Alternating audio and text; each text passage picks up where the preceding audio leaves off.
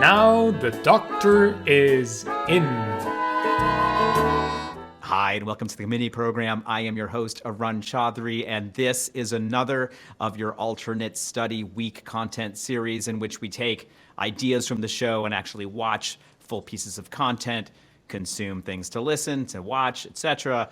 And today, we're actually going to pull something in from my past. And this could have been a committee confessionals because it's actually about making like some pretty hardcore American military propaganda. It could also have been part of History of Running 100 Objects because this is, at this point, now ancient history, 12, 13, 14 years old.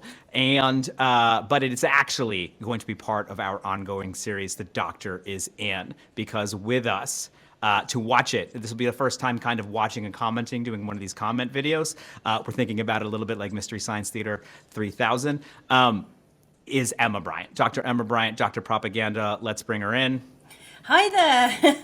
Good to be here. Hey, yeah. So listen, on the show, we've been talking a lot about, look, I've had not a storied career, but at least a varied career, working for a lot of folks who people are familiar with on the left, but also did work for Barack Obama in the administration, the U.S. administration, doing a lot of the communications work of the White House, which certainly does touch a lot on war, which has been something that we've been talking a lot about, kind of communications around war. We just watched a movie about the Japanese internment program called Japanese Relocation, 1941, and a very chipper kind of thing about how they're making the deserts bloom, etc. And this piece that I made for the White House was about the drawdown in Iraq. And I would say that was attractive to me because that's why I got involved in electoral politics. I was always a too cool for school lefty. And I was like, stopping this war seems like a reasonable thing to try to do. And so the idea of being able to actually film the end of the war seemed exciting. And actually the inciting incident for I have to go was I saw a photo spread of Kuwait of what it looked like to have 500,000 Jeeps parked someplace. Just the sort of scale of what this kind of logistics is of like ending a war was to me incredible. But anyway, I will shut up. We will watch the movie, but I'm hoping that you can bring your academic expertise, as you always do, to the program and talk about some of the techniques that you see in it. I can say if that's what I was thinking, not thinking, or even give some details from behind. And I think we can do something interesting here. Thank you. I'm looking forward to it. Yeah, and you're doing a show now, right? Yeah, you want to tell people about that while I set this up? Show called Afternoon Tea and Truth Biscuits, where I'm also talking about propaganda in a kind of laid-back way with other, academics and people who are researching in this area, sometimes some journalists. And we're covering all sorts of different areas and, looking at different countries and looking at the technology behind propaganda and things like that. But I'm still, an academic at the moment. I actually just joined the Center for Financial Reporting and Accountability at Cambridge. So I'm quite excited about that, but I'm still primarily based in the States. That's a lot going on. So we will have to have some more crossover work on that from the academics and the practitioners of the propaganda world.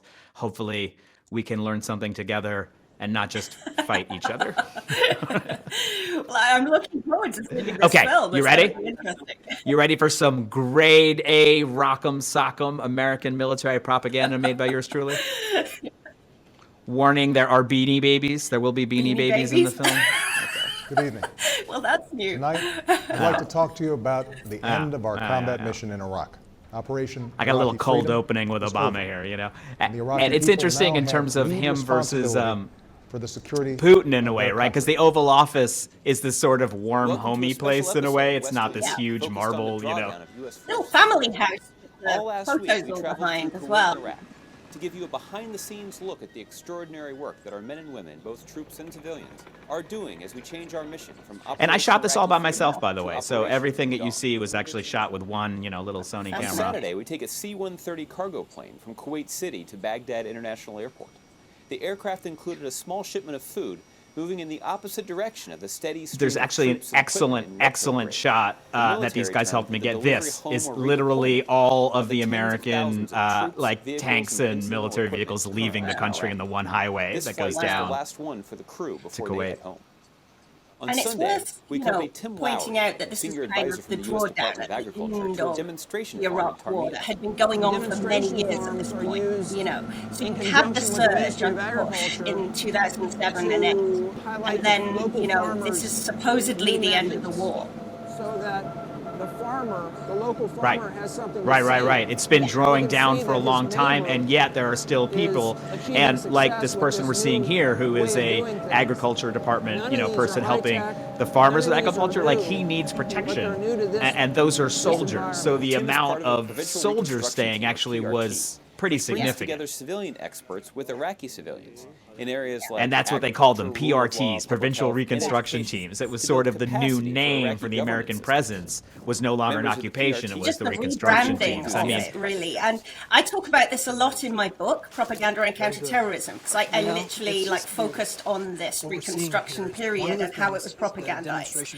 And I spoke to somebody who led two of the PRTs, the Provincial Reconstruction Teams, and he was telling me about, you know, the kind of people that they put in charge for this, because they were struggling to get anyone to go out there. This is And very they valuable. put people who were I'm normally going to invest my own running money in a this. gym If you in the invest your United money, States whatever it and is, got these it guys to becomes go out yours, there and and you have a run vested these interest in it. provincial, they had no idea what they were doing. And, you know, like these, because they were so desperate to get anybody, it didn't almost matter what the skill set was of the people that they were putting in charge. So it was quite a shambles in some cases. no, I believe that. And obviously they're going to show me as a person coming in from the White House the very best stuff. I will say the thing that I have taken away from this specific encounter that we're watching, though, was because Tim is a real farmer, you know, from Iowa, and just watching the body language there is something about that kind of soft power that is so effective, because people who have the same job trust each other, right? It's like more than actually these folks and their neighbors, like the farmer and Tim were like, yeah, we grow stuff. That's what I mean. That's I what think we in do. And some so it's cases interesting. They were People struggling identify. to get hold of people and just literally put anyone in. So in some cases there were, you know, there was a better match than others in terms of the skill set of people who Yeah. were assigned. On Monday, we ventured out And so to those the folks are PRT being protected by Boom these Al folks, right? Aid, Here's actual a soldiers I'm village talking on the about who are River. talking about their This change trip, in we were mission, accompanied you by know? the Iraqi And government as is we talked about before the Because show. they don't ever really say that we're here to do security and that we're going to, you know, that these are weapons that we're going to use for something. You know, that there's a need for this. We're partnering with Iraq to build up the economy. Yes, exactly. Yeah. And it's like, well, It's infrastructure week. exactly. So if there's no hint in any of this that there is any violence in Iraq at all, or any need for security, or, you know, anything, any kind of combat going on at all. Look at some of the female sheep to determine In whether these or not episodes that I touch on, I think and we'll see in a second, we touch on that once, which is training, which is sort of the idea of training new security forces to stand up as American special forces were leaving. And I do think it's interesting how it's sort of portrayed as an exchange, right? It's sort of like, you know, we're going to keep the status quo without us keeping the status quo, and this is how. We're not going to make them better than that. You know, it's like, you know, it's sort of this careful But it's dance. also about policing. You know, it's framed as policing. Yeah. And actually, well, I don't know about you, but I mean, American policing can be a little different to the UK. But Well, militaristic I certainly don't is see probably a lot of the the appropriate way to activities say it. of what you know was On going on Tuesday, at that we heeled over time Baghdad as to join policing. base You know, I Lloyd, mean, a there military quite honestly was a installation housing both serious, Americans and Iraqis. you know, It is here that the 1st Battalion of the seriously 41st insecure Field Artillery situation Brigade, which trained they were Iraqi having to federal deal with, police, and the actually nationwide force responsible for Iraqi people security. being left in a situation where they're not really still able to This properly was cope. specifically requested by the And of course, commander of the Iraqi you know, 1st removing the Federal Police troops Division. at that requested time that we wasn't develop our really program of drawing instruction down and the American produce side two of the platoons war. of It was commandos, simply shifting it under direct to control of his division bombings and headquarters. drone The attacks Shurda, and things like which is, this, the because Arabic word America for wanted police to officer, see that it had federal taken its police officer. troops The Shurda out of behind me combat, that there were are no longer the boots Commando on the Corps ground, trainees, the first because this iteration had of them. become such a They're more big than deal capable. 3 nights ago, that, you know, a that group we're behind never me going to actually leave. detained 2 And individuals, actually, you know, on it's a kind of hard short to notice tip.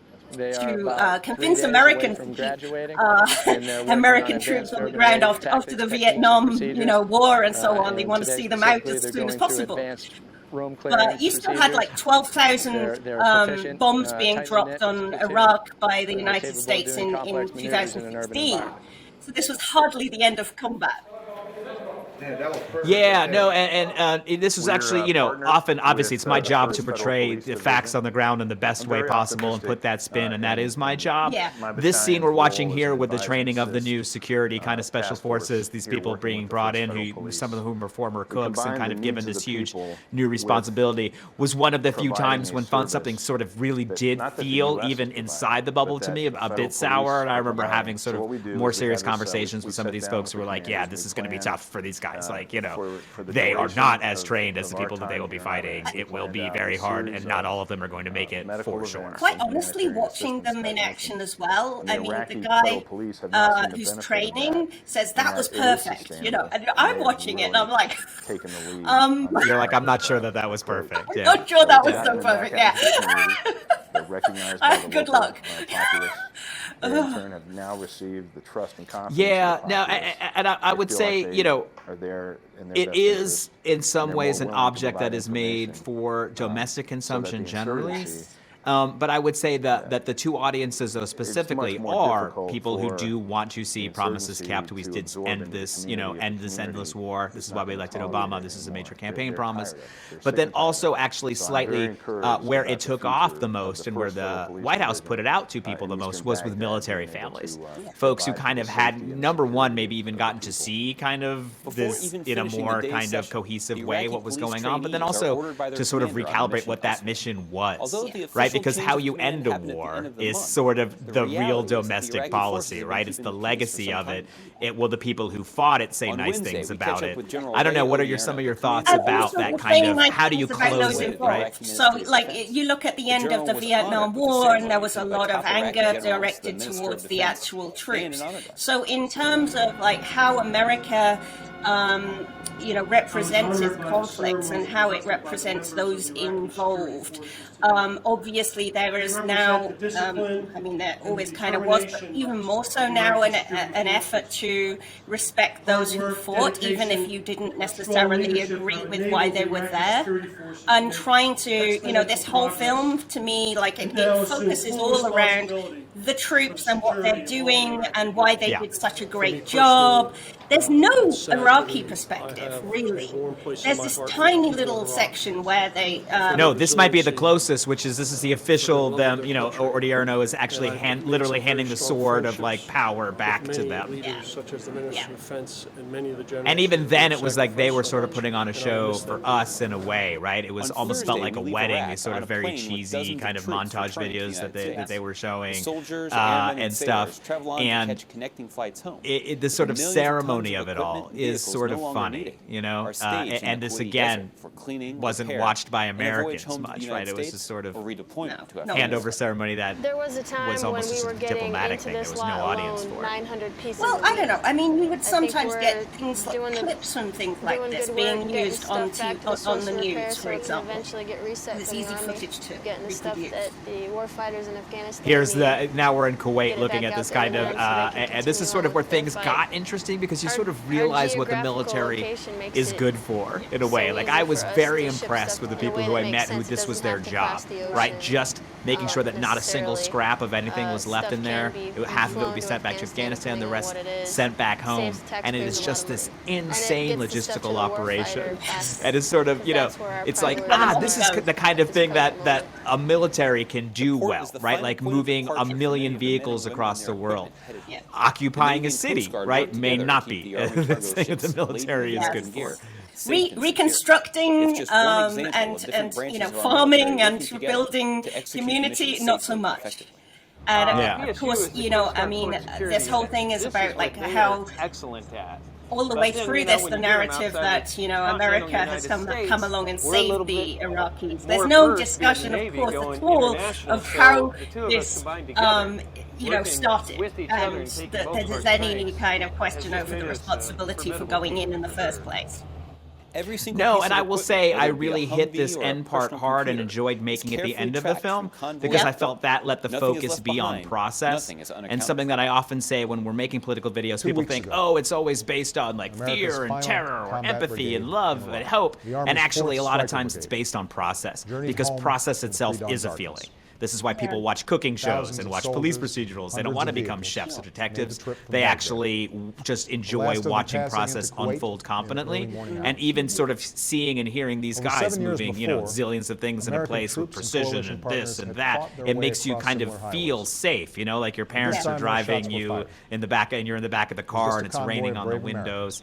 And making sort their of way home. it's a comforting, Thanks for watching it's a this comforting special feeling that I was edition really of trying to on the push. Drawdown of Yes. US Yeah. That perhaps wasn't For more always there, and information on the certainly Kansas is mission, or to see absent the when complete it we video of the see, president's Oval you know, Office address the to the nation, go to whitehouse.gov. complete And thanks again for anarchy checking of out your war, West Wing Week. and the fog of war that we saw Yeah. during combat, and it gives a sense of actually this is stable, this is going to feel fine, this is going to be okay.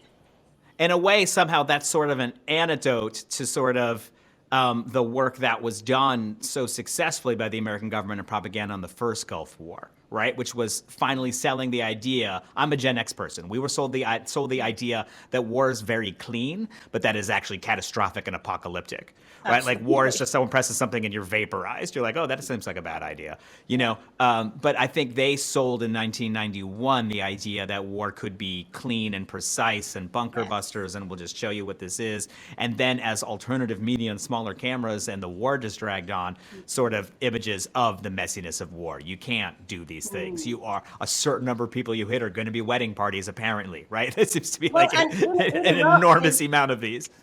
The second Iraq War, so the Gulf, they yes, they had this like imagery of precision missiles that would go straight in through the window, which actually was rubbish, and that they were so precise and so on. But you didn't necessarily, I think, until the second Iraq War, have this like very major effort at accompanying the troops, so the media accompanying the troops and traveling along with the American experience completely changes the narrative away from the victims of war and towards like the competent personnel who are delivering security and this kind of mythology.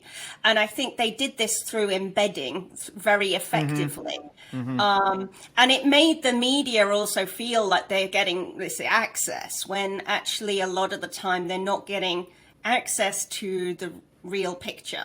No, they're getting excitement, they're getting adrenaline, and they feel really good about it. This is sort of one of the unfortunate things is how much journalists have sort of come to love war because it's a sort of, without being immoral, you get all the kind of stoic heroism, right? And it is also something about kind of Western, not just American, but the kind of Western ego in a way, right? Because it's sort of this idea of infinite heroic, kind of World War II energy transforms in Vietnam, but it transforms into sort of anti-hero energy, but still for the same people, right? It's like the protagonist is still the same. You're like, oh, now it's sort of cool for a soldier to feel bad, this is, we can make movies about this. We can make TV shows about, this is the backstory for every character, right? They had a bad time in Vietnam and the things they saw. And I think that you're right, that's sort of what is trying to be avoided here. Like it was neat and tidy, but also psychologically for the people who participated. It's like, no, this was a neat and tidy experience. And I think to mixed results, Americans were overwhelmingly wanted to leave Iraq. I think you saw Obama get poll bumped leaving Iraq, and even these kind of a little bit of the chaos that happened afterwards never really hurt. Obviously, they tried to say this was the beginning of ISIS, some people, and that, and the other. But it was the fact that Americans were kind of ready to be done. We're ready to have this closing cadence. Do you think? But Americans also had this ability to walk away, which Iraqis, of course, don't. And that's the really important thing, I think, to end on, really, is that, like when America gets sick of the bombing and it can stop and leave the chaos that it has, at the very least has a major part in creating. I don't want to romanticize Saddam Hussein's Iraq before America came along. No, but it was a certainly middle-class country that was obliterated. You know, I mean, Yes, whatever you want to say about it. Yeah. exactly. And so I think that's worth remembering as well when we look back on what's recently happened with Afghanistan. You know, That's what I like was about to ask you. Yeah, perfect. Right now, we're like, okay, we're done. We've you know, we want to get out. Like Trump started this, of course, with, you know, I want to be the hero who takes American troops out of Afghanistan. And, you know, quite honestly, I'm pretty critical of Biden not stopping this. Quite honestly, I think there should have been more done to actually not stop taking the troops out, but to plan this properly. And do this in a way where, you know, it's not ripping the plaster off and we're just leaving you to it and we're, you know, going to pull everyone out. We're leaving systems where, you know, the Taliban can just access all of your data because we left it all kind of, I mean, this was shocking. This is shocking, and it's so irresponsible, but also so arrogant in both cases. You know, like, okay, for our own PR purposes, we're now done. Bye-bye. Yeah. Wow. Yeah. No, we usually like if people say thank you first. You have to thank us for coming, and then we'll be gone the next day, but we're going to wait until we finally get that like, hey, thanks for coming in.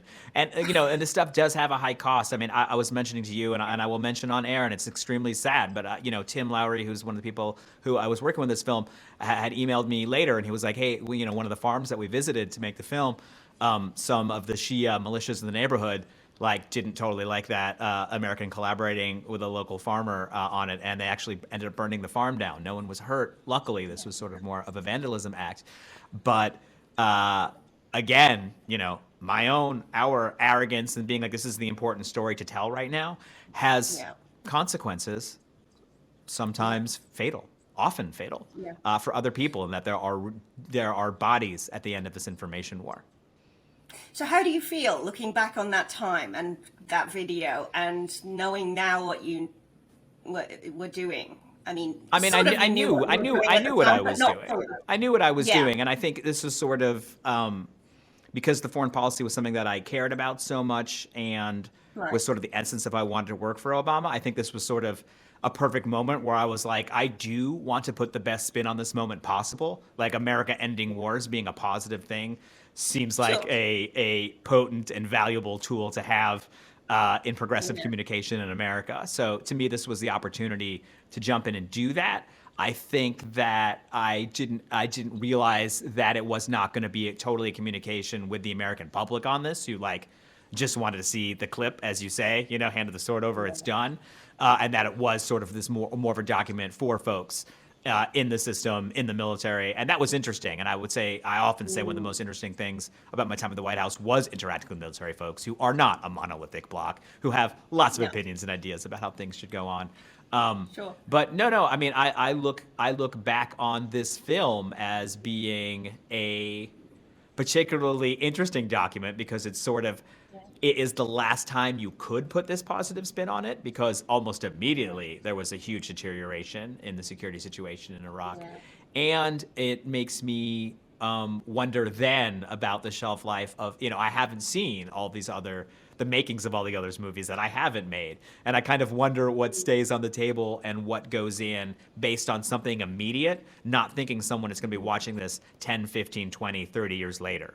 Right? So these little phrases that I'm picking on in the Japanese relocation movie, right? It's like, that could have been someone the same as me, communications director, adding it in, even though the filmmaker doesn't want to do it because there's one little piece of domestic policy that needs to be addressed, right? Like, you know, for instance, in the Japanese relocation film, they emphasize that the Japanese are sometimes made to pay for their transportation to go places, right? This is not a positive thing, right? This seems horrible, right? You're like, you don't make people pay for the train ticket to go to the concentration camp. Like, that seems particularly cruel, but it feels very much like a domestic policy where someone was like, hey, who's paying for these trains? This is ridiculous. You know, like some congressman from someplace nowhere near there, from Kentucky someplace, is like, wait, everybody gets free rides to the desert? Like, what are you talking about? Like, there ain't no free lunch here. It's like people in prison actually paying for their own...